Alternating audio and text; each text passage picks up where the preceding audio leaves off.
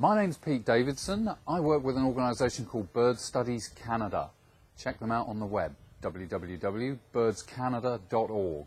What I do is I manage our conservation programs out in the western part of Canada and British Columbia on the Pacific Rim.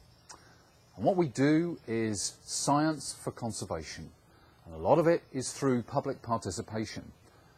Citizen scientists, people who watch birds on a regular basis, know their birds, are out there counting birds across the Canadian landscape. We've got 20,000 people involved in the programs across Canada, and here on the Pacific Rim, 2,500 are out on a regular basis counting birds in a whole range of different ways that feeds information into the small group of scientists that are Bird Studies Canada, and we map that information.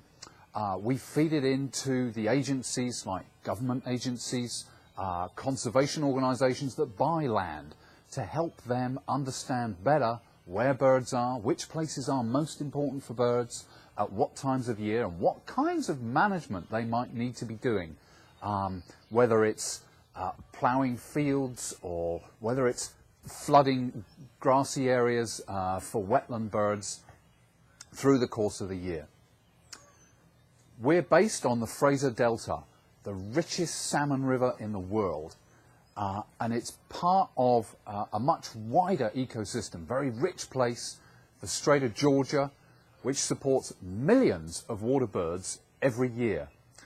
And there's constant change going on here. This is one place along the Pacific Rim coastline, one of several different locations that birds use as stopovers during their migrations, or come here after they've bred in the Arctic or the boreal forests across Canada, the wetlands in those regions, and they come down here to feed through the winter months. So from September onwards, you can come out to the Fraser Delta and see tens of thousands of ducks and geese and shorebirds that are voraciously eating the food, be it grasses, be it invertebrates on the mud, or small fish. Lots of fish-eating birds out here around the estuary.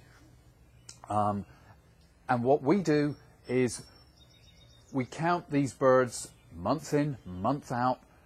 We even do beach walks. So quite a lot of the children who get involved in the programs with us conduct beach walks. What they're looking for is they're actually looking for dead birds. Sounds bad, but it isn't. It's a really handy way of understanding a bit more about bird mortality. What is causing birds to die?